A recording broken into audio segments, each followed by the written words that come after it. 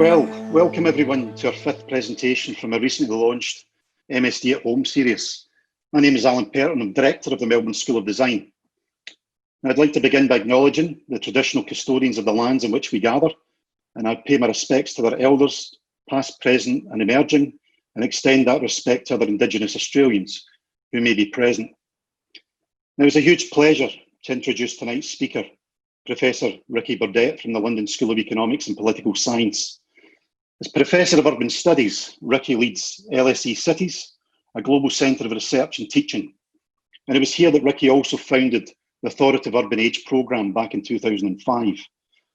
The Urban Age conferences have become globally significant and they're aimed at bringing together planners, mayors, architects, academics, and other stakeholders to discuss themes such as urban health and well-being, urban governance, and how cities respond to the impact of major events like the hosting of the Olympic Games.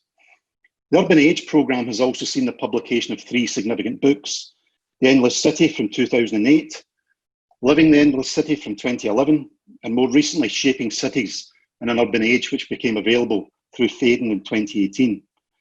Now, Ricky also acts as a consultant to national and city governments, and he's acted as advisor to the Mayor of London from 2001 to 2006, importantly when London put together their bid for the Olympics. In 2006, Ricky was also the curator of the Venice Architecture Biennale titled Cities, Architecture and Society.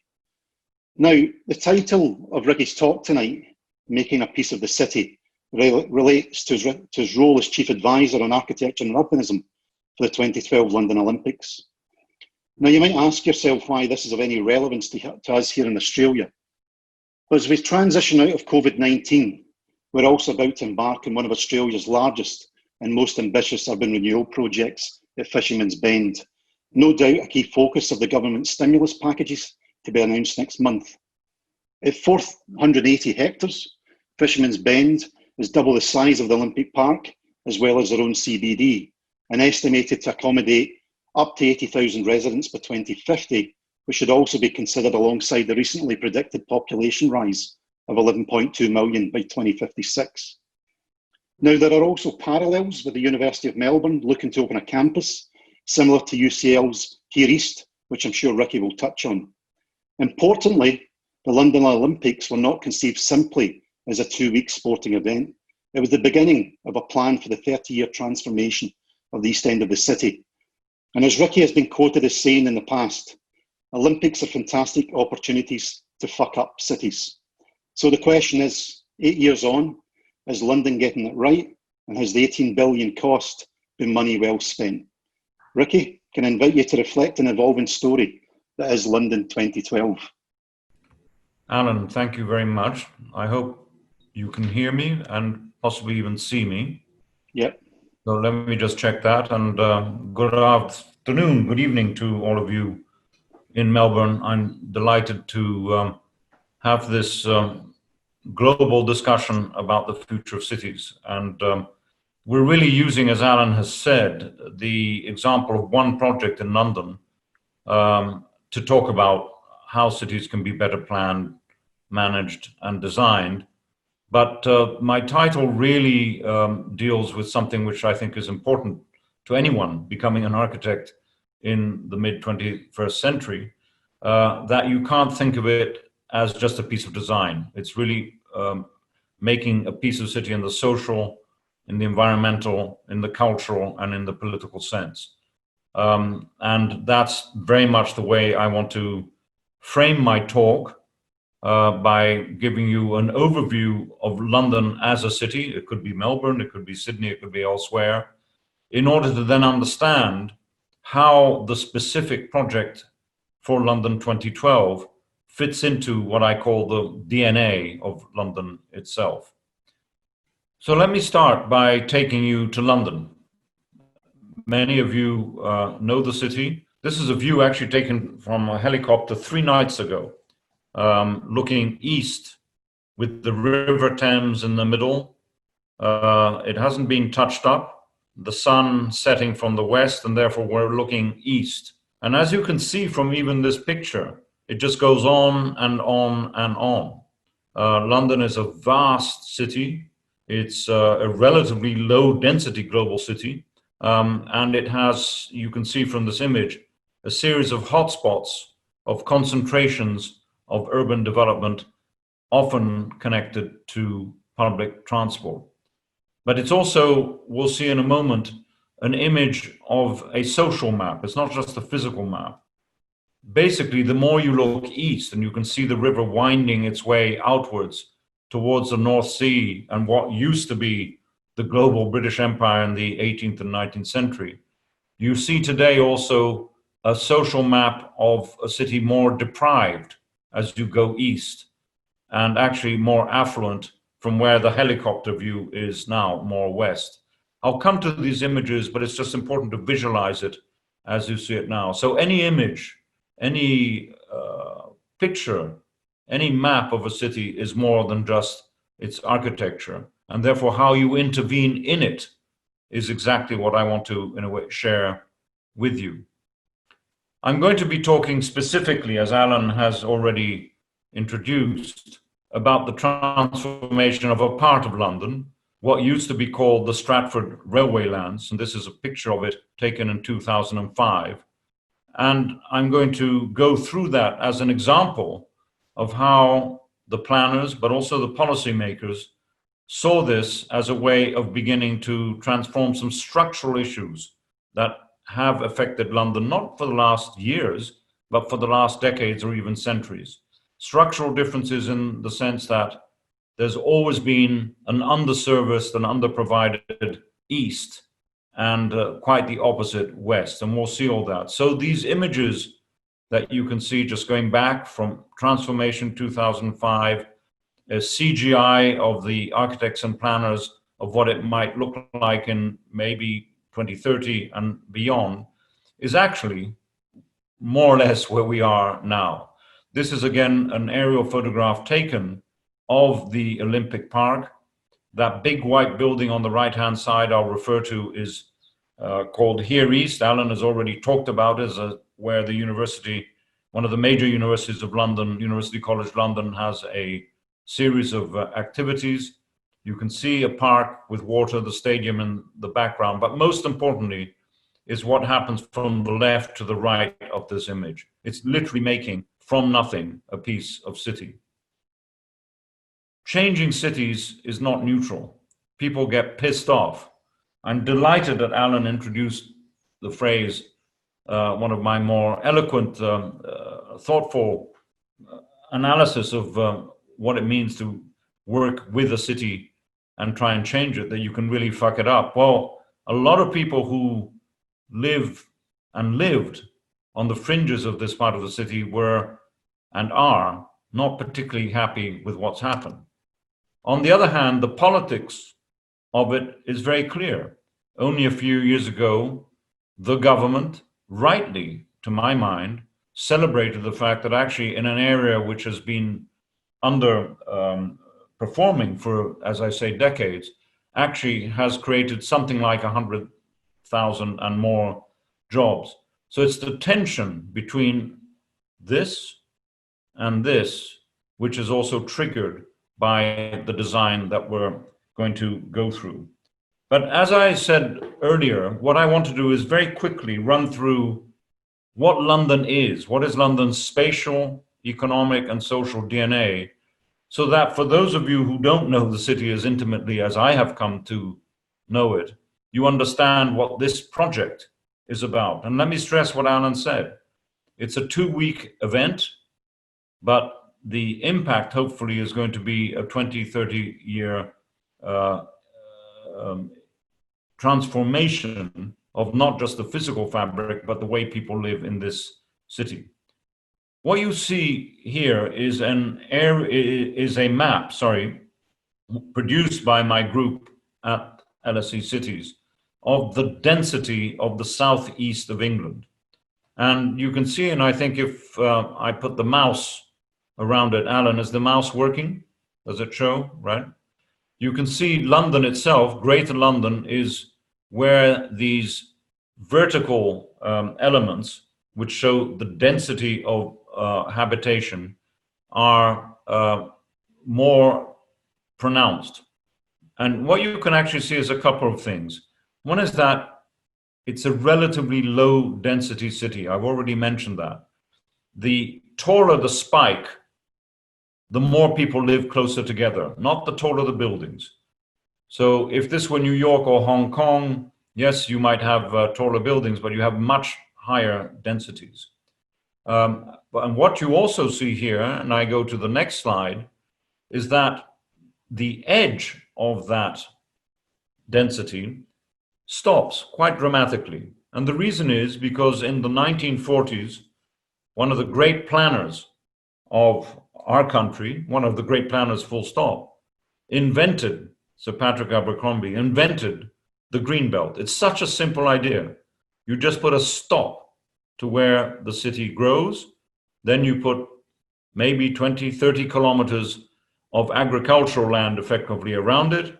And then, of course, as many of you know, you build new towns around the edges and you connect it with forms of transport. This system has served London incredibly well for the last now 70 years.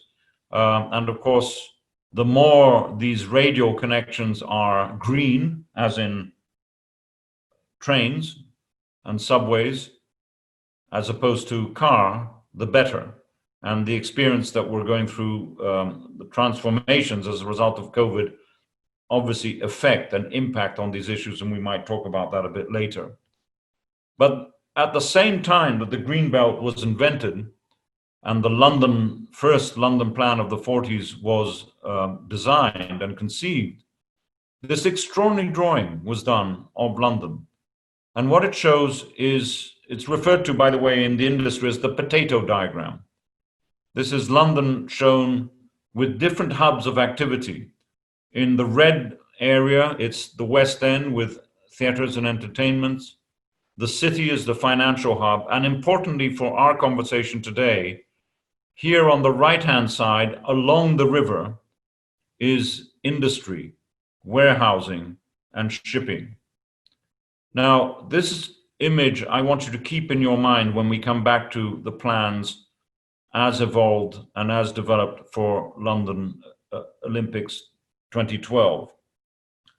Another aerial view of the same thing shows that this city is really relatively organic, perhaps messy. It doesn't have the clarity of the Barcelona grid of Manhattan, for example. And the Olympic site, you see the river winding its way eastwards. The Olympic site is up here, and just again, bear that in mind for reasons that we'll make clear. This was an area that until not that long ago, 1970s, was actually incredibly active with ships, and the docks employed something like 300,000–400,000 people. All of this completely collapsed with containerization. This has happened, of course, across the world, particularly the Western world. And many of these areas, which were a source of income, a source of community, a source of urban livelihood, became like this. In fact, this is a picture taken not long ago, in fact, last year, in the Royal Docks, looking backwards towards Canary Wharf and the Millennium Dome.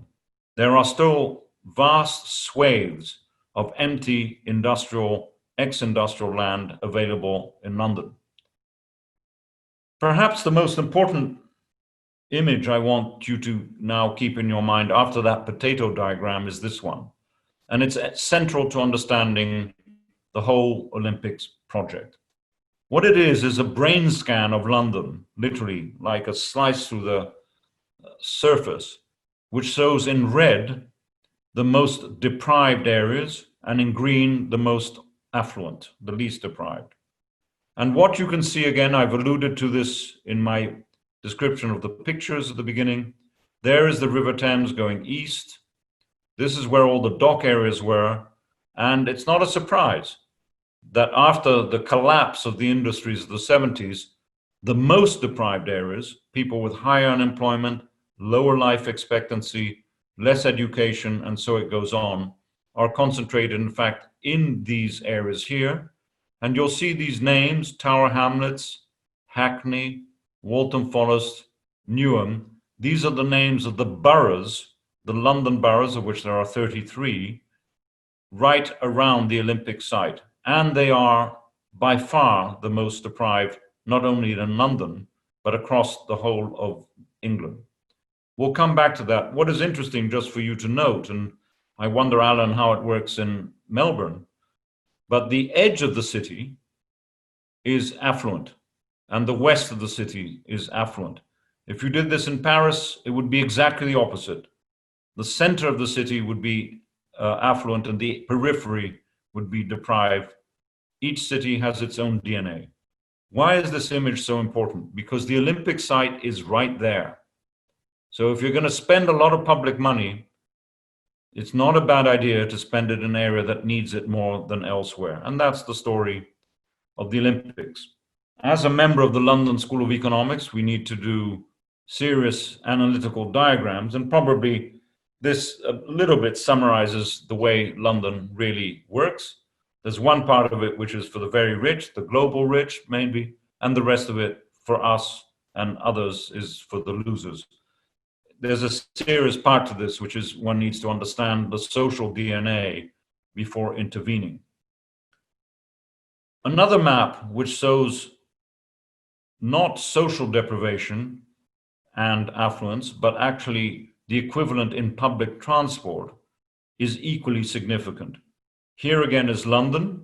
You see the outline, you see the central areas, and in purple, you have the highest level of public transport connectivity. Basically, you can get in and out to any part of London in less than half an hour. In red, it's roughly 45 minutes, and then yellow, and then green, and then blue is the least well connected, obviously the suburbs and the periphery. And just please note for a moment that obviously the center is very hot, very well connected, but there are little hubs. You see one there, you see one there, you see one there, and you see one there. Stratford is actually one of the few well-connected hubs in East London.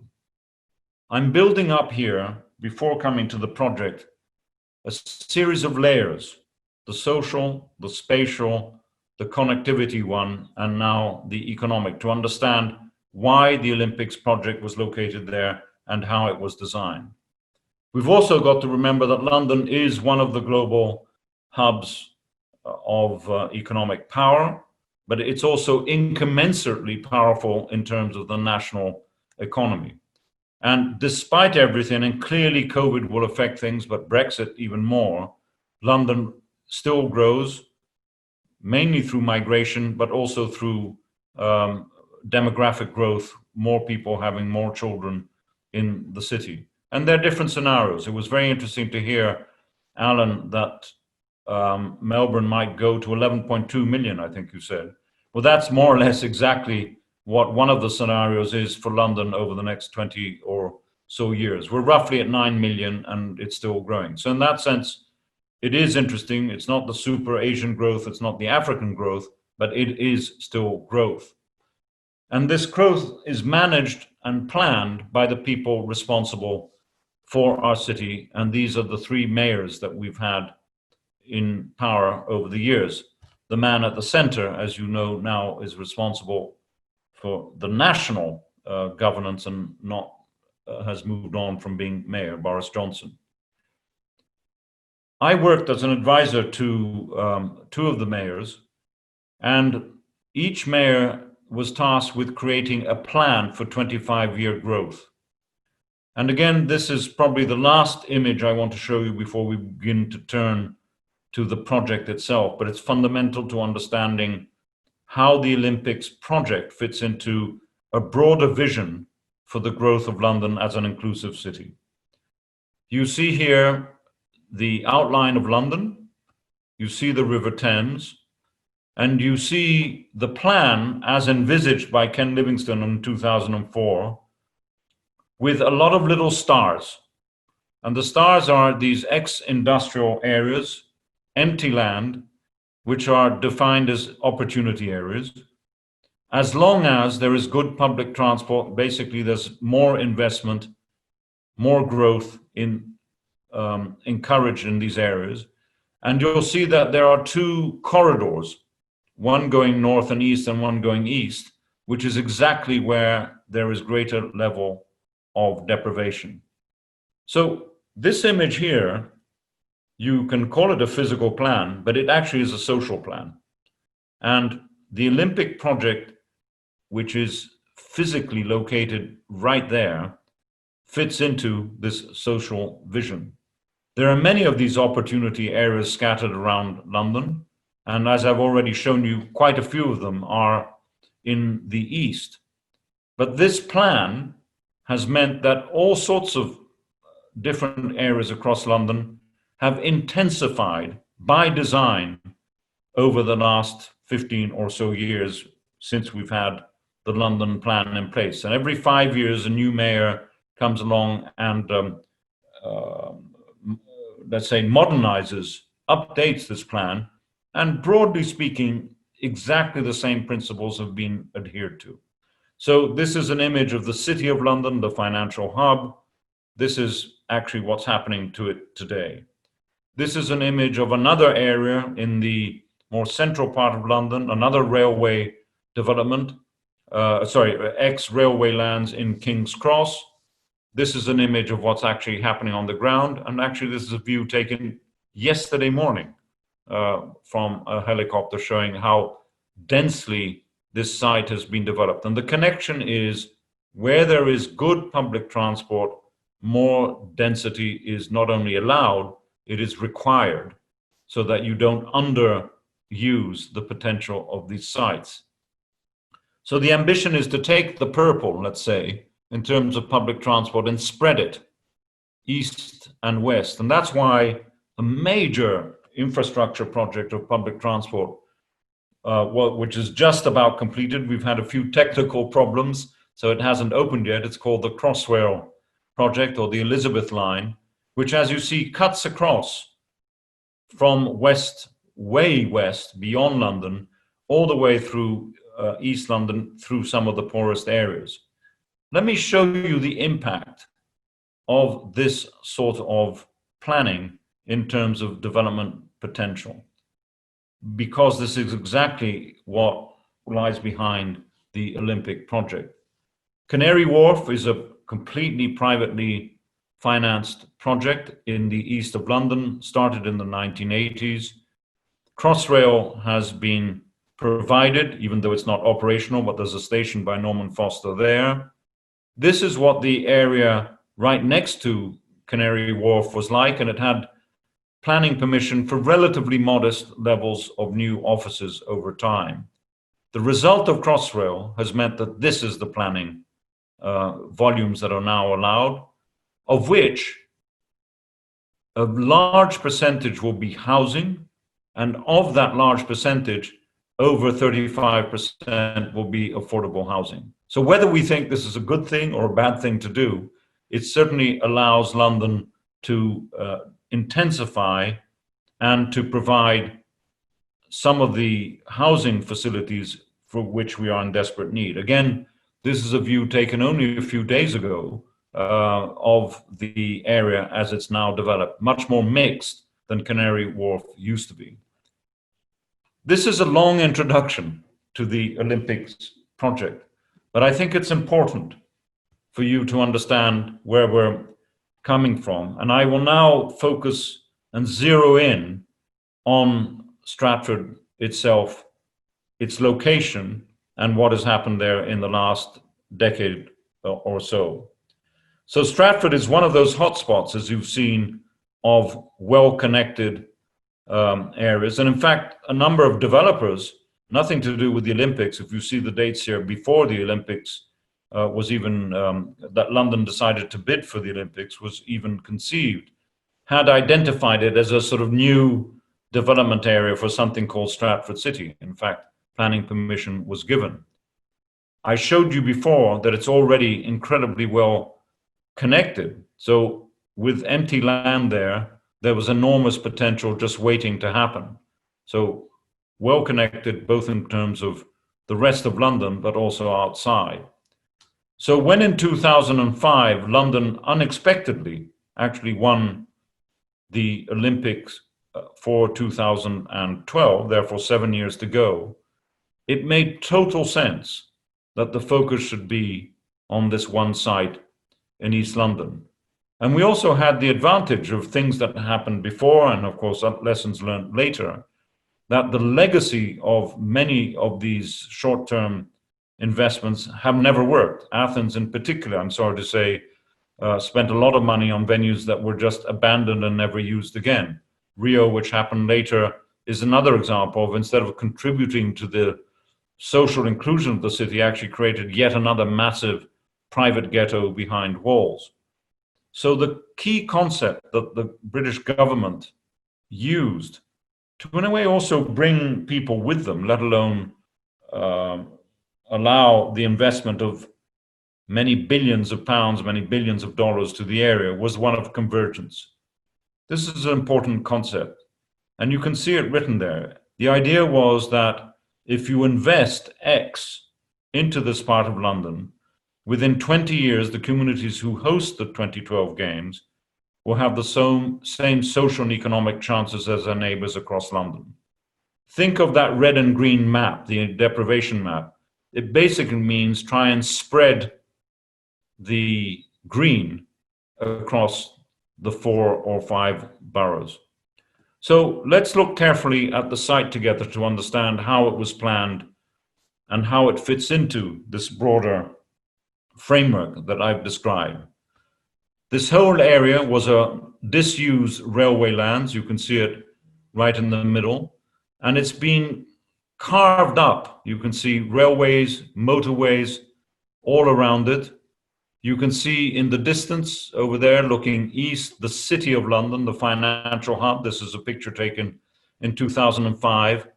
And all around it, a sea, in some cases, of social housing, typical London terraces, all with very different and diverse communities living there. In some cases, East Asian, very active communities. In some cases, high unemployment, white working class, relatively embittered communities in this part of Hackney, and other assets in the area around.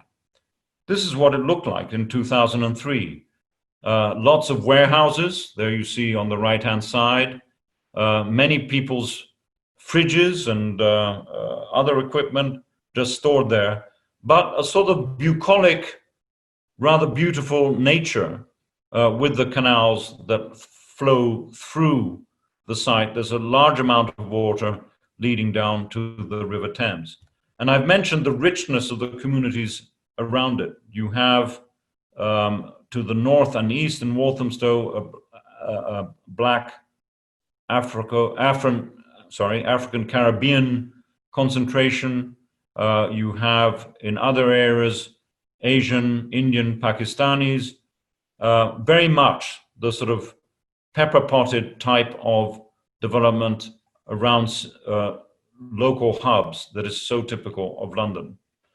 But apart from nature, which you see here, you also had these electricity pylons marching all the way across the site, making it literally uninhabitable.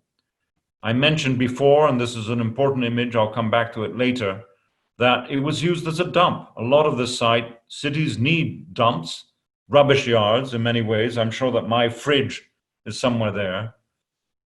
In a moment, when I show you the velodrome, it's exactly where this picture was taken, the velodrome for the Olympics, where it was built. So when it came to the Games, the first thing that was introduced in the language, the planning language, was the notion of legacy. In other words, never talk about the planning for the site just for 2012, as Alan has said, for the 2 weeks of the Olympics and the 2 weeks of the Paralympics, but talk about it as a long-term legacy plan. And what you see here was, in fact, the first image, the first design. I was part of the jury, which, in fact, gave the prize to what was then Foreign Office architects, will be very familiar, I think, to some of you, in fact, sitting in the room and listening to this talk. They won the first competition and teamed up with other teams, Edor and Allies and Morrison. But the image on the right, which is of the current master plan, and I'll come to that in a second, is significant to understand the ownership patterns and how the project evolved. The dotted red line that you see around there, across the site, all around the site, the dotted red line was the land that central government, through the Olympic Delivery Authority, compulsorily purchased from all the landowners who were there. This is a fundamental tool that you can use when you have projects of national importance, like this one, or an airport, or a railway, or something. You can use this political mechanism to purchase from private owners their land. They have to sell it to you, but at a commercial rate. The land within the dotted line is still owned today by the public interest. In fact, it's owned by the Mayor of London and an agency called the London Legacy Development Corporation. The aspiration of the Olympics is summarized by this very, very simple drawing, done in fact by the architects Kees Christiansen, working on the original competition. We all know that the Olympic 2-week event is a closed event. It lasts 2 weeks. You pay lots of money to go in. Security is a major issue. And sometimes these places remain like that. So the concept that actually after the games, you shift to something which connects with the rest of the city was very much part of the overall plan. And that's why those of us involved in evaluating the different competitions were so taken by this approach. It completely fits in, and that's my point. That's why I spent some time describing where London is going politically, culturally, socially. This diagram fits into that wider DNA. Just a few facts and figures to have in your mind. The budget from central government was nearly £8 billion. A lot more was also put into transport, and roughly 30% was built on the venues, the stadia, 30% on regeneration, and then 30% on buying land and providing security for the event. Now, that last line at the bottom is really quite important for everyone to remember. London is a rich city. It has a massive turnover in terms of GDP. And if you take the amount of money that was actually spent on the Olympics over 7 years, it's about 1 to 2% of its GDP. So if there is a social long-term gain to be had by these investments, is it worth that level of investment? Obviously, I'm biased. The answer is yes. The project could be any project that you at the School of Architecture are dealing with now. It's how do you deal with a gash in the city? And what you can see here from this diagram is literally the urban fabric of everything around this railway lands, the empty railway lands. And you can see the very diverse fabric, very typical of London around it. Interestingly, in the bottom down here on the left-hand side, where I'm going with the mouse, you can see Canary Wharf and see how different it looks from everything else around it. It literally is a sort of ghetto of corporate businesses with a wall around it. So the first things that the master planners did, and I'm now going to begin to accelerate my talk to take you through the project itself, was to go from a site which literally had only one major road going through it called Carpenter's Lane, because it was designed as a railway yards that did not want to encourage through movement. The first thing the master planners did is actually create 37 different points, different stitches, different connections, cycleways, bridges, pedestrian routes, some vehicle routes, which connected this disconnected part of the city to its surroundings. I think that is one of the fundamental assets. This is a view of what actually happened during the Olympic Games itself, a sort of rather dramatic and beautiful image. But the whole thing was conceived always to be implemented in 3 different stages. On the left-hand side, the site as it was before the Games. In the middle, the site as developed for the Games itself for those 4 weeks over the summer of 2012. And on the right, the master plan for the legacy, which we can talk about in greater detail in a moment.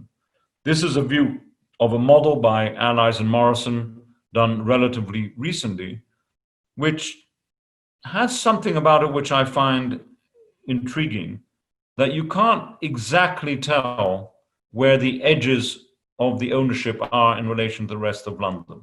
And I think for me, as an urbanist, that is a very, very important part of the success story of this project, and or will be over time. A second one, and this is my attempt at doing a overlay, so forgive the graphics, is an equally significant approach, which is not spatial, but is temporal. That instead of developing the project and intensifying the development around the transport hubs all in one go, therefore maximizing value, which is what you would do if you were a private developer, and bearing in mind that this land is public land, leased over time to different private investors, the whole idea was to do the development as you see in different stages. The white in the period more or less until now, the gray in a sort of second stage, and the green in a third stage, was also to distribute value across the site as a whole. So you begin to get a concept or a sense of those images of London that we saw before, of a series of sort of concentrated hubs and not just one unified plan. So this is zooming out a little bit more, seeing the Olympic site in the context of much of East London. And it does remind us a little bit of that potato diagram before that we saw before. But the concept of time is absolutely central to this discussion. So in the final part of my talk, I want to take you through the site, what happens and what it actually looks like before opening up to discussion with Alan. You remember that the site was crisscrossed by the electricity pylons. Well, if you happen to have £8 billion of public money, this is a good way to begin to spend using it.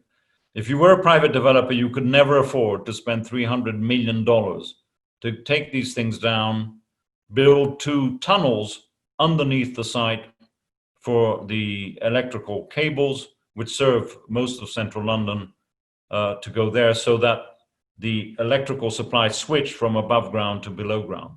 Fundamental in terms of creating an opportunity for regeneration. The site was cleared up. You see this image from a number of years back. In the background, you see Canary Wharf over there. So we're looking south. That is the area where the stadium was going to be built. This is the main canal. And over here is one of the major railway stations, the international railway station serving trains or taking trains to, in fact, Paris, Brussels, and back on the right-hand side to central London. This is a view, not that long after, of how the site was arranged for the Games itself. So this is a view taken in 2012. You see that a park has been created in the center, a number of bridges cutting across, velodrome, basketball center, hockey stadia, and the whole thing was designed with one simple idea: only build the permanent venues you need, and all the other temporary sports venues, all the other sports venues should be temporary and therefore could be dismantled. So interestingly, London has never had a velodrome, and Hopkins Architects designed what I think is undoubtedly one of the most beautiful buildings, and it's permanent. It's highly used today. London didn't have an aquatic center, and we'll see ZAHA HADID scheme in a moment. We don't play much outdoor hockey, partly because of the weather. We don't play basketball very much. So all these other structures were temporary. And the studio for the major TV areas was then converted into the building that I've referred to as here east. This is an image taken during the games of where the fridge mountain was that I showed you a few moments ago. So landscaping and pedestrian links absolutely central to the experience of the place. The high quality velodrome by Hopkins, and this notion of retrofitting the site and thinking about what would happen for legacy, for the future, not just for the 2 weeks event, is evidenced across the site. The stadium itself was designed for 80,000 people for the athletic events, but can be and has been retrofitted into a football stadium for West Ham. Quite a lot of cost, but you didn't have to throw the whole thing away.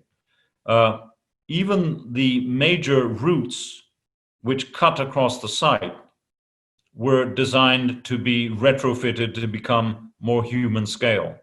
Many of you know that the Olympics, you can have anything up to 200,000 people moving from one venue to another at any one time. Therefore, having incredibly wide spaces so that you avoid crushing is very important. This is what it actually felt like on the day. So the major routes, and you can see it here in this image taken during construction, were designed to be wider than you would need in a normal urban condition. You can see it on the bridge down here. You have the white bit, which is permanent, and the browner bit, which was effectively temporary and then dismantled and taken away. Why? Because otherwise you would have just oversized, overscaled public spaces, which would never work in terms of creating a piece of city. I've mentioned before that we don't play much basketball in the UK. Therefore, the structure by Wilkinson Eyre, I think a very beautiful structure, was designed to be literally dismantled. In fact, these images show how it was put together. Importantly, before we go on to walking through the site with you, is this notion of ownership. All these transformations I'm talking about, from the Olympic to the post-Olympic to the legacy mode, as it's called, happened because of this organization was put in place in 2012. In other words, just before the games happened. The notion that there would be a custodian, an owner that took care of the future of all these venues and the land was essential. And today there is this company called the London Legacy Development Corporation, of which the mayor is the key stakeholder. The result of that meant that when, for example, the basketball stadium, which used to be here in this space, was taken down, the London Legacy Development Corporation was able to develop a master plan which was coherent and consistent with the longer-term ambitions of creating mixed-use housing which connected to the park. So on exactly the same site that you see the basketball stadium being taken down is this housing that you can see on the right-hand side. The athletes' village itself is an interesting case study. This is what it looked like during the games. Not the most exciting architecture, let's call it that, but it had to be built in a hurry. 17 different architects actually worked on it, and this is where the athletes stayed. It's one of the highest density new developments in London. It has nearly 4,000 different units. And interestingly, after the games, it was sold to a private developer, just about 50% of it, and the other half was also sold to a affordable housing, social housing landlord. So the effect of this ownership means that today, in fact, 48% of the athletes' village as it was then known, as you see it there, 48% is affordable and 52% is private. But, a very important but, you see that all the housing was done in courtyards. You can see with landscape there. The decision was taken that in each block, sorry, go the other way around, within each block, 2 two sides would be private and two sides would be affordable. In other words, instead of doing what is normally done, putting all the affordable and social housing in the noisiest and least valuable part of the site, there was pepper potting of the affordable across the site as a whole. So when you look at views of this part of city, new part of city, it's not very easy to tell what is social and what isn't. And again, I think that is a fundamental success of this particular project, and it comes down to this longer term planning aspiration. In fact, what we're looking at now is one of the insides of the courtyards, looking at two sides which are actually affordable housing. And here you can hardly tell what is what. And also because at the base of all these 8-story buildings are 3-story maisonettes. You can see that there's an entrance gate at every single point. There's a 3-story maisonette, which is mainly for larger families, mainly therefore affordable. And the upper floors could either be for private rental or for people on waiting lists in the local authorities. These are images of what the area is beginning to look like. It actually is a neighborhood, a piece of city, I'm going to stress that, of course, which is beginning to be inhabited by lots of new residents to London, many of whom have small children.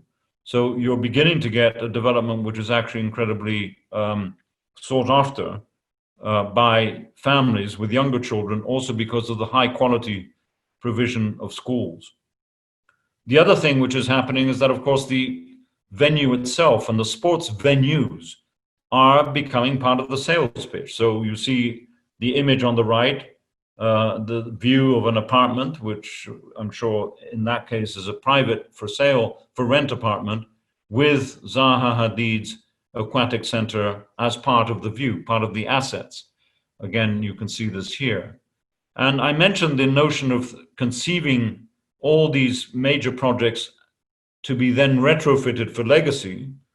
This was the competition entry by ZAHA Hadid in around 2009.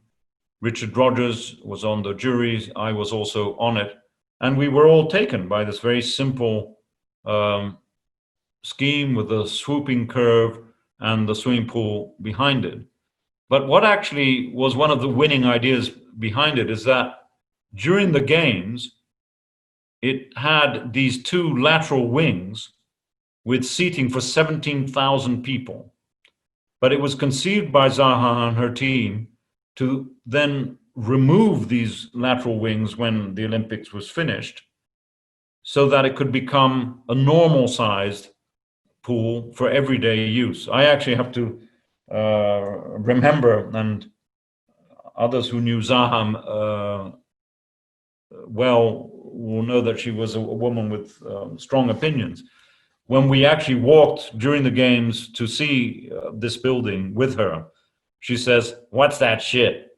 She was completely unimpressed by these sort of lateral wings, because that was not something she had personally designed, but they then were removed, and you go into the pool today, and it's exactly what she had in mind. What this means is that this venue, and I said London doesn't have an aquatic center, can be used for major events with about 3,000 seats, not 17,000, but it is also used for about £1.50, £2 by all the people who live in the surrounding community. So it's one of the many assets, together with schools that you see here, health centers and others, which are accessible not just to people living on the site, but much, much more importantly to people living within a sort of 5-6 kilometer radius of the site itself. Public space is very much at the heart of this project.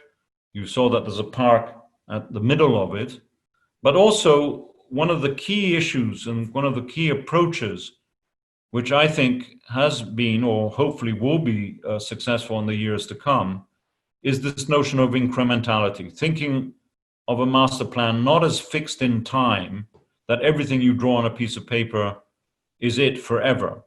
In fact, one of the sites next to the major Olympic stadium, in fact, this site here with the brown images that you see on the left, was originally conceived just to have more and more housing. But it became clear that this part of East London was becoming more and more attractive to other uses and users, including cultural uses.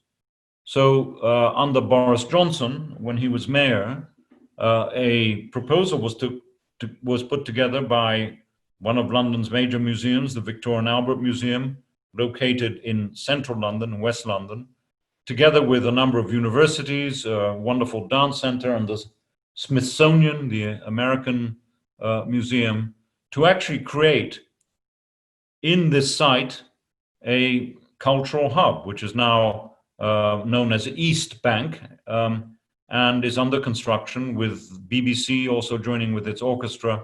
In other words, bringing a completely different type of activity, user type, bringing more life 24/7 than would otherwise have been there. This could have only happened if one had left the door open in terms of the master plan and have that flexibility that I talked about. The International Broadcast Center, which you saw on many of the slides earlier on, is another case in point. It was actually designed as a shed to be cut up, quite literally, and you can see that on the image on the right. This was done, I think, very deftly by the architects Allies and Morrison and then Hawkins Brown. And what it is now is a place which employs nearly 6,000 people. Part of it as an innovation hub, part of it the University College London has what they call the UCL Lab, experimental spaces for engineering and architecture. And also there will be storage facilities for the Victoria and Albert Museum. Unexpected uses, which some of which are actually protected in terms of jobs for people who live in the local community. So here on the right-hand side, you have not just the reuse of a building, so just purely on environmental terms, not wasting resources. You have a park, you have buildings facing out onto it, but you also have a major focus of job creation on one side of the park, which contributes to this major regeneration in terms of the economy of East London, which I referred to at the beginning. There are many ways of measuring success, and the sort of thoughts that one might have at this point is, is just creating jobs enough? Aren't issues of health and well-being just as important? And we can touch upon those in a second. But the mere fact that in a part of London which has always been severely suffering from low employment, high levels of unemployment, in fact, low education, lower life expectancy, literally 8 years less life in East London than West London, those are the numbers we're talking about, have all been and are beginning to be impacted. And here are a few sort of final statistics to keep in mind before we have a discussion. Some of the boroughs that I showed you, the Olympic boroughs, Newham, Hackney, Waltham Forest, Tower Hamlets, I mentioned this at the beginning, were some of the most deprived, not just in London, but in the UK as a whole. And they had the wards, so more specified areas within the boroughs, which were way up at the top. For example, in Hackney, on the left-hand side here of the Olympic site, it had one of the 6th most deprived ward in the UK. And now, only a few years ago, 2015, that same ward has moved up the scale to 50th. In other words, the level of deprivation has become less. Clearly, questions of gentrification are part of the story. There is a new population, more middle class, you saw that from the pictures, moving into an area which, let's remember, was not inhabited. It was completely empty. It's not that people have been displaced as such, but clearly the impacts of a neoliberal economy mean that people are able to sell their properties and move out, or feel the pressure, and therefore the same is actually happening.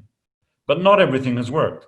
This is a diagram showing levels of child obesity, one of the signs of deprivation, and the levels of child obesity in the boroughs on the around the Olympic site have remained unacceptably high. Over 40% of children aged 10 to 11 are still obese. So in other words, the aspiration of improving the health of the young population here hasn't necessarily worked.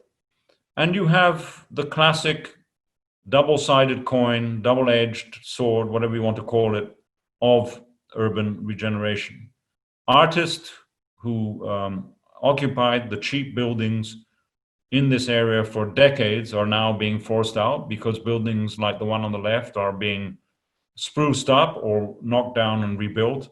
On the other hand, the canal side culture of drinking and hanging out has made this part of London a popular destination where a lot of young people want to be, want to live, and want to hang out. And the public space itself is incredibly well maintained. And the connectivity that I talked about right at the beginning is central to its success. So if I summarize with these last slides, the project, going from an empty railway land with, you know, not that much to get you excited, to this image of what actually happened in the games, to this image of where we are now and where we might be in the next 10, 15 years, there is, I hope you can feel, a connection between the longer term ambitions of where London is going, trying to make it more inclusive, trying to deal with this deep set structural deficiency of the East-West divide, but also recognizing that you need to do these things slowly. You can't do it overnight, that if you're going to make a new piece of city, you're bound to make mistakes. Not everything will be done perfectly, but at least if there's this longer term vision, Alan, in place, which guides where you're going, the chances of sort of fucking it up are probably limited. And that's where I'll stop. Thanks very much. Well, thanks very much for that, Ricky. We've got, I think we've got about 25 minutes left, if that's okay. And there's already some questions come in that I'll turn to in a second. But there's a couple of things I just wanted to highlight. I mean, first of all, I'm a bit upset you never pointed out the best building in the site, which is a small black brick building. That's a substation. But anyway, I'll go over it. Can I go back to that slide? Yeah, look, it was fantastic to see. I mean, I left actually the UK just after the Olympics themselves and came to Melbourne. So it's really fascinating to see what's happened. And I mean, I had some of the advantages of being on site very early on in 2007 because of some of the infrastructure work. So it's incredible just to see that transformation over time. One of the things I think is really interesting, just when you look at the landscaping alone, and I've read this somewhere, and correct me if I'm wrong, but the remediation work, I read somewhere that was 95% of the soil, the contaminated soil, was retained on site, cleaned, sieved, and reused to sculpt that landscape, which is quite an incredible feat of engineering. Yeah, that is correct. That the decision was made. You know, you can imagine decades of not just railway use, but also many of the warehouse facilities that were there, you know, were dripping rather unpleasant substances into the ground. Normally what would have happened is that the earth would have been scooped up and shipped somewhere else. And again, this, Alan, is one of the advantages of having public funding. You know, the decision was taken, no, we must prove that, you know, we can be more sustainable. And there were these two extraordinary earth washing machines doing everything on site. So yes, the earth itself was cleaned on site and then resculptured in a way to create those berms and the variegated topography, which I think is one of the greater assets in terms of design relating to the canals and to the water at the center of the site. Yeah. Now, one of the things I think is really important is the conversation around affordability. And I know the world over, it's a complex issue and it varies in terms of what people define as affordable. I mean, one of our greatest challenges here in Melbourne, but also right across Australia, is the shortfall, significant shortfall in social affordable housing. And I mean, Fisherman's Bend, to give you an example, within the framework is targeting 6%. So, Six. I mean, 6, yeah, 0, 6, yeah, not 16, 6. Now, I mean, I think it's fascinating considering that London's perceived as one of the most expensive cities globally, that, I mean, the mayor has set targets of 50%. Now, I'm fascinated by that socially and physically. I mean, when you think about trying to get 50%, it does suggest that density or verticality becomes the solution. I'm just interested to understand, I mean, I know there was particular targets at the outset, but how are you modelling, and maybe not just in Olympic Park, across London alone, how are we managing to reach those 50% targets given the challenges here in Australia? Well, you know, first of all, if you ask 10 people the same question now, you'll get 10 different answers, okay? Yeah. There is absolutely no one will say that we've cracked it. You know, London still has a severe housing crisis. There's an affordability crisis for sure. All I can say, you know, we're not as advanced as our Scandinavian colleagues are, for example, but we're not at the, you know, sort of levels that you've just spoken about, or United States, in terms of low provisions and low expectations. Across London, basically the gamble which fits into the London plan that I showed, of densifying and increasing the provision of sheer housing units on sites which are well connected, is very much part of what you've just said. So, you know, that image I showed you of Canary Wharf, the new development there, where you suddenly have 8,000 units on a site that might have had maybe 1,000, right? Of these 8,000 units, something like 30–35% are affordable or social. That for me is a significant plus, right? And it's a positive gesture. But there's a long way to go. And the current London plan under development by Sadiq Khan is actually adding 2 or 3 new aspects to it. First of all, he's adding public land owned by Transport for London, and saying all that land, which is not used for railway or subway needs to be put into the pot and must have 100% affordable. In other words, you know, so that's quite radical. The second thing which is happening is that the boroughs themselves are now beginning to once again, and this hasn't happened in Britain for 30–40 years, certainly before Mrs. Thatcher put a stop to it. The boroughs themselves, if you go across London, if I look out of my window here in Camden, in North London, are beginning to actually build on land that they own, usually in the middle of large housing estates built in the 70s and 60s and 70s, which, as you know, Alan, have a lot of extra and unused land. Yeah. So there's this intensification happening across London at a local scale, but the waiting lists are still incredibly long. But this current mayor, in his campaign for re-election, which has now been postponed to May of next year because of COVID, has set a standard of 50% as the minimum requirement, with this elbow room of making decisions on a project-by-project basis, right, as opposed to having it blanket. There's an important point there, because there are some boroughs in London, particularly the poorer ones, which already have 70–80% of their housing stock being affordable, right, don't particularly want more affordable housing. Yeah. So there's an interesting political, social dynamic, which of course needs to be factored in. And Ricky, just touching on that a bit more. I mean, I know at the early stages of the Olympic Park, there was some conversation about some brave experiments and things like custom build projects or community land trusts.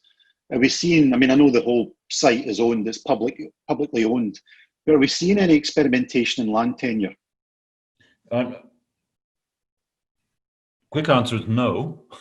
In the sense that if, in terms of land tenure, like community land trust, not on this site, the big difference is that the freehold is owned by the London Legacy Development Corporation, which can insist on certain percentages being locked into the planning determination and realization in the future. All those different clusters of housing which have been developed since you were there are in the hands of their commissions won by different consortia of private developers, usually working with social housing providers, and they will negotiate what the percentages are, and that really depends on who's in power as the mayor. Under Boris Johnson, the threshold came down to around 30%. Under Sadiq, it's going to go up again. So I expect the next phases to be closer to the 50% of the athletes' village. But I don't, the answer to your direct question is that there has not been on the Olympic site the level of innovation that you're talking about. It's beginning to happen in other parts of London, but at a relatively smaller scale.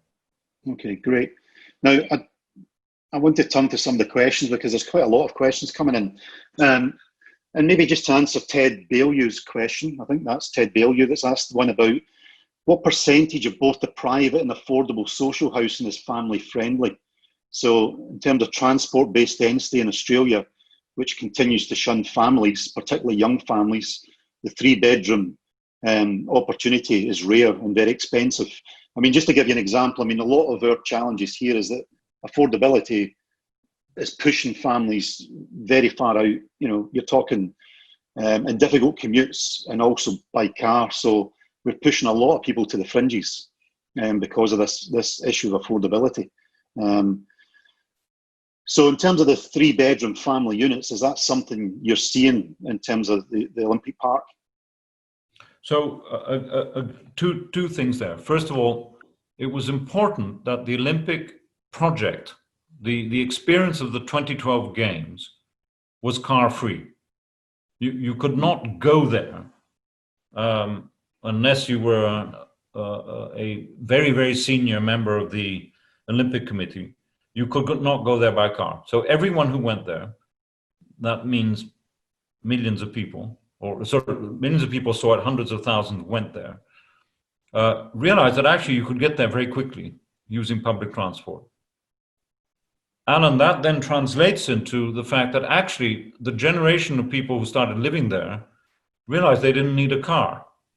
So in fact, there's an incommensurably high proportion of people who live in those areas who are not using the car parking spaces provided. That's significant because the public transport is excellent, and other things like congestion charging and all that make it unaffordable to use a car. So why have one at all? Number one.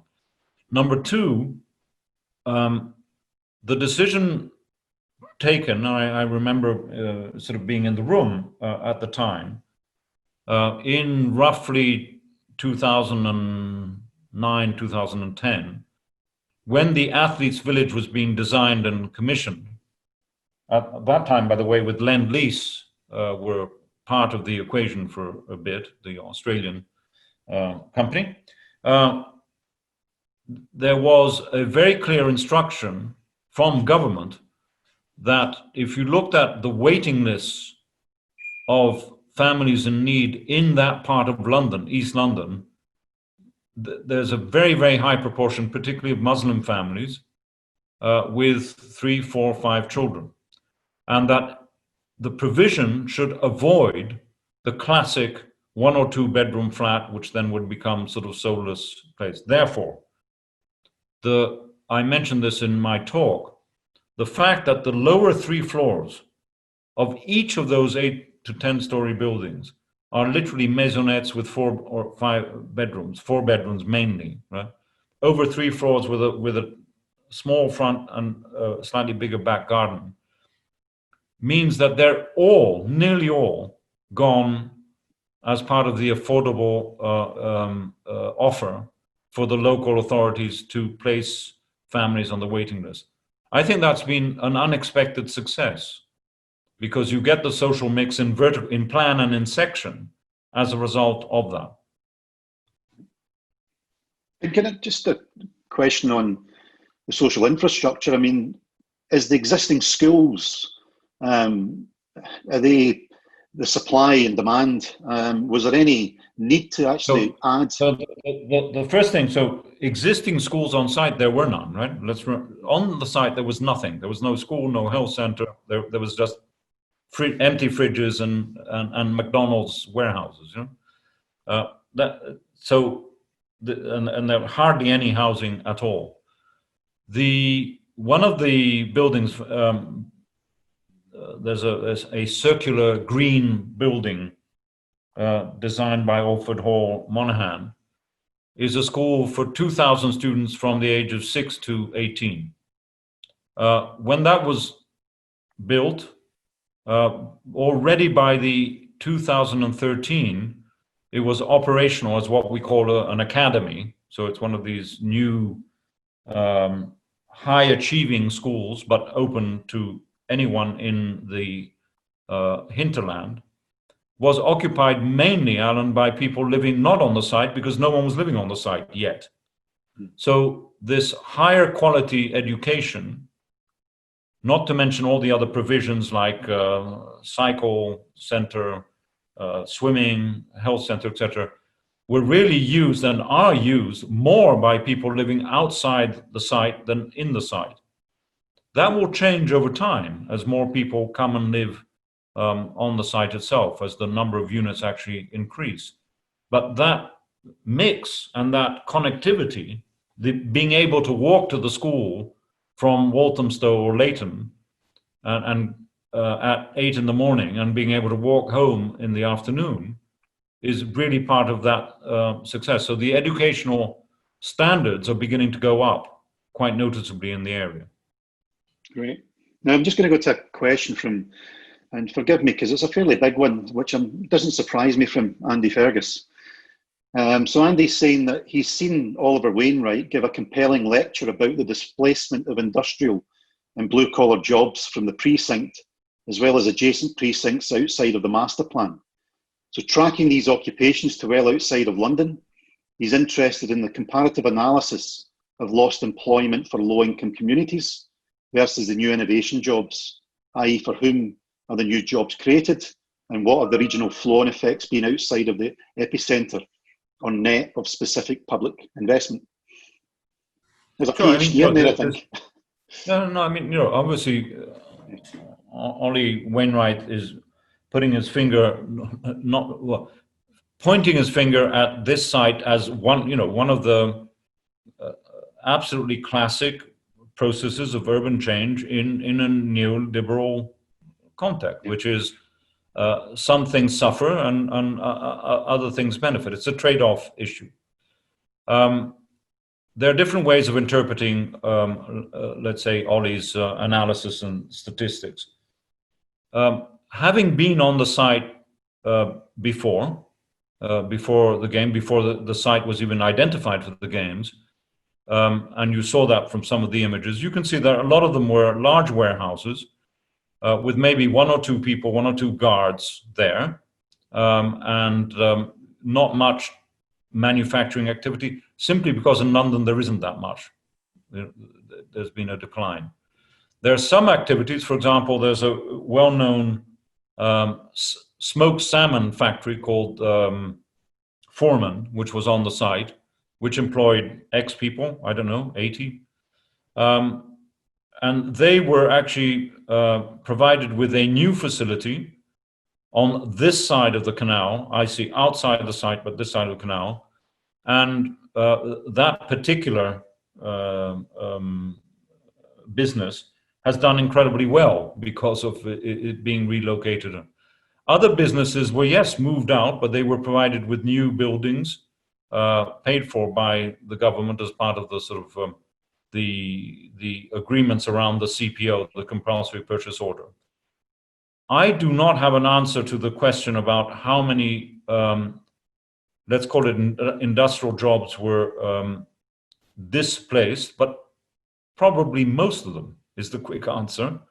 But at the moment, on site itself, on the site, just the site, there's something like 20,000 jobs having been created between here east, what is known as the International Quarter, and a major shopping center, which is on the site itself, which just by itself has created 10,000 jobs, of which many of them are for part-time employment. So a lot of the women who work in the neighborhoods are able to work there during the day and pick up children in the afternoon.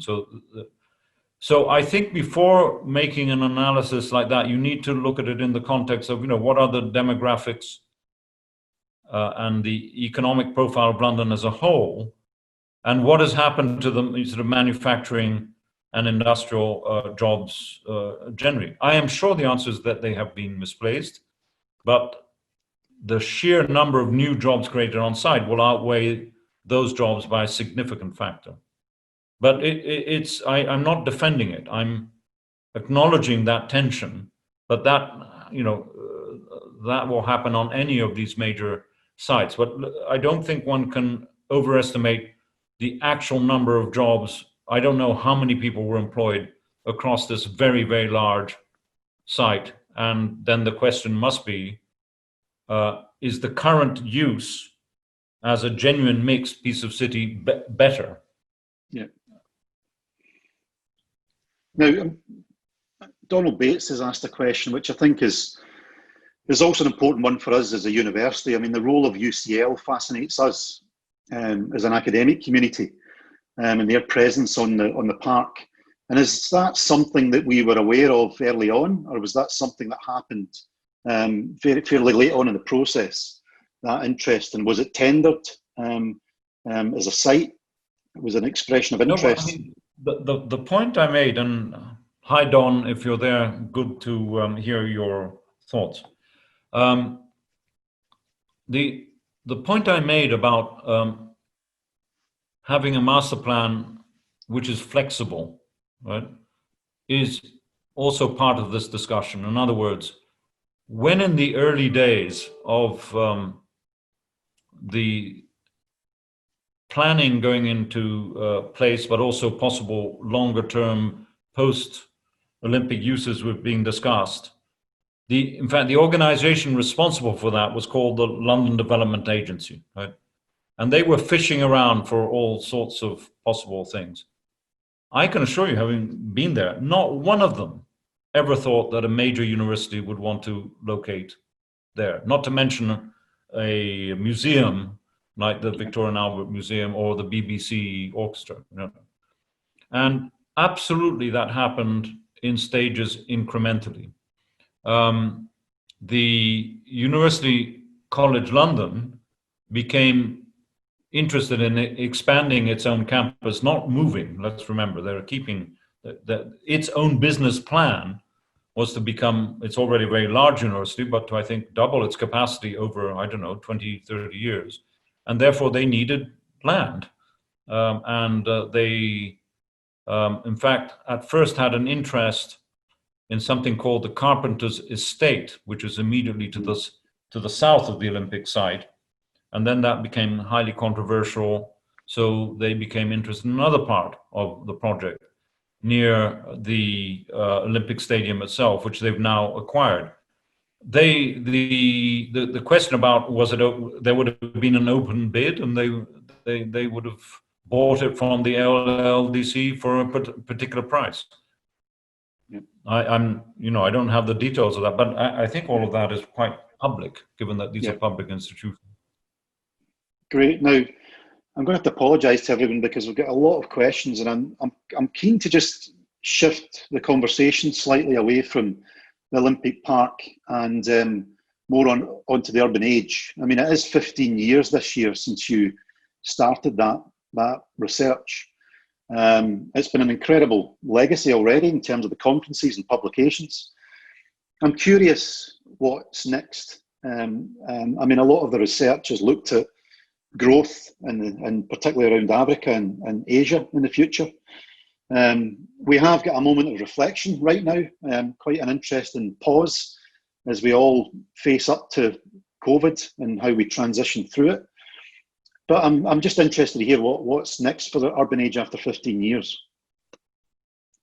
Well, thank you for saying nice things about the urban age. And I think in 15 years, we've done a couple of things. You've got to remember that the London School of Economics is a school of policymakers and economists. So the mere fact that we've been able to bring the spatial into the discussion, I think, is an intellectual important step. And the fact that the Urban Age conferences, as you said at the beginning, and our research itself puts physical, spatial, architectural, design issues alongside economic, social, and governance issues is probably one of the things that we can be most proud of. And that's, of course, translated into a teaching tool, an educational vehicle. So in terms of the what next, we're working much more now on even executive education and training mayors and decision makers through executive MSCs or concentrated programs, which might be for regional planners. I mean, one of the great models here is your own city architect, Rob Adam, who I can sniff in the air, I think, in this particular moment, who showed what one person can actually do. And I have to say, Alan, in terms of reaching out with the urban age, with the data that we've now put together and the evidence that one has that if you take certain decisions, you can implement sustainable change, needs to be understood more and more by the policymakers than by the designers themselves. So that's an area we're actively working on. And allied to that, we slightly shifted at the moment from just holding more and more conferences, because we've done 17 or so. The last one we held was in Addis Ababa. We shifted to actually working with city governments as a task force. So we're now working with the city of Addis Ababa and the mayor's office, and the city of Athens and the mayor's office on very particular areas, bringing our own expertise to help them think through and improve the way they plan things and deliver things. So, I'm not saying we certainly work with many others on putting cities on the map. Now it's trying to focus very much on how can better decisions be taken on the ground. I mean, I think over the last few months, I mean, city governance has become such a focal point of globally. We're all glued to the television at the moment, watching what's happening across the world. And I think you've said in the past, you've talked about London being quite slim in its kind of administrative governance. Can you point us to a very particular model of governance globally outside of London that you think is working really well? A model that maybe looking at growth in particular. I think the one lesson that we've learned over the years is that whether it's a mayor or governor, forget about the term, but to have an alignment of jurisdiction between where people live and who makes the decisions and where taxes are paid is fundamental. Again, I will not forget being with Rob, where he was showing me in Melbourne where things had been done, densification had happened and all that. And then he pointed at the end of the street, he said, but beyond that line, it's got nothing to do with me. It's got nothing to do with us. It's another jurisdiction. I think the answer to your question, Alan, is when, remember that very first image I showed you of that density map of London in the greater southeast of England, right? and where the built form sort of stops, where people live stops. That is roughly the line where the Mayor of London has authority. That is exactly the line where the London Plan actually defines what should be happening in spatial, economic, and other development terms.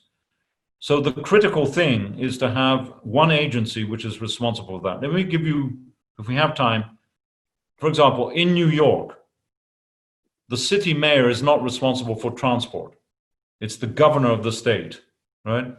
In Mexico City, only 1/3 of the city is actually, of its population, 22 million. Only 1/3 is actually in the hands of the mayor. So the mayor and the neighbors always fight. So I think that coherence of alignment is very important. And I think in Australia, you suffer often from that, not having that clear alignment. And taxation is fundamental. You know, you've got to be able to tax the people and give them a choice as to what their preferences are, and then you can actually follow up with policies that work. Now, Ricky, can I squeeze in one last question?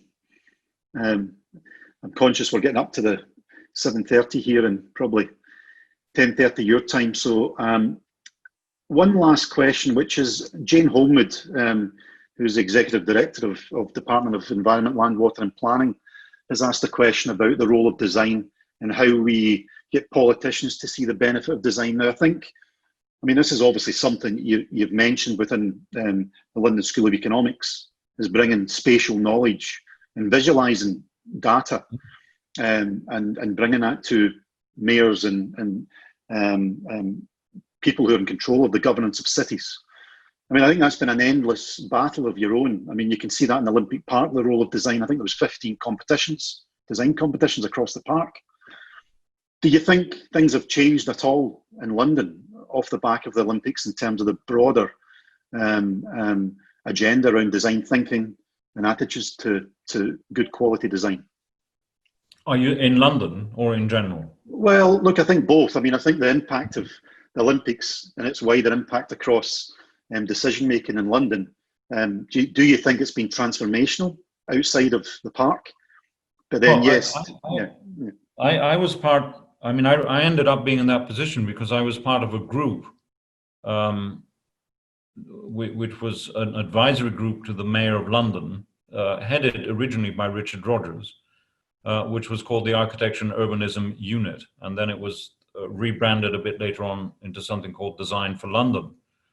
And the mere fact that actually such a small group exists and sort of still exists today with a slightly different name and all that, and is able to have a voice even within the mayor's office is really quite significant. So I don't think someone like me could have had that role or that position if there weren't a sort of slightly wider initiative. Has it had an impact, that sort of type of activity? Yes, I think there's no doubt that across London over the last 15 years, the quality, and particularly the quality of housing, Alan, in local authorities has gone up enormously.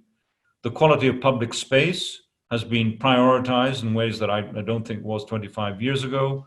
And this is not just the public client. I think the private sector has moved alongside, sometimes faster in understanding. You know, the King's Cross project that I showed is exemplary, I think, from many of these points of view, not possibly even better than the Olympic project, but they are not unique. I mean, I think there are positive examples across the board, but you do have to make an enormous effort to translate complex architectural ideas into languages understood by policymakers, and to get policymakers to understand that space is political.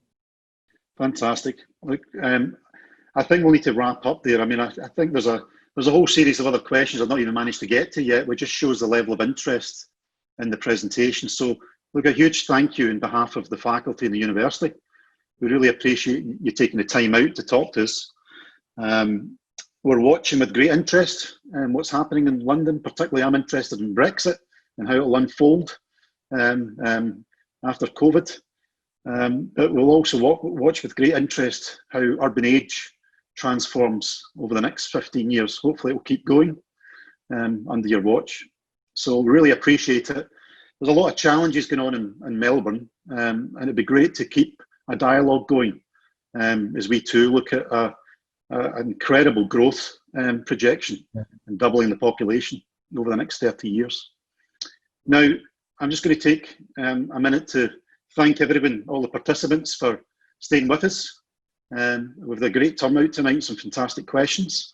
I do just need to highlight that we have another talk next week. We'll be hosting Anna Nojaki, Associate Professor of Architecture at MIT. This has been the fifth in our series of talks. We're really pleased. We're getting people from all over the world actually joining in, which is, and really getting really diverse audiences. So thank you once again, and we look forward to seeing you next week.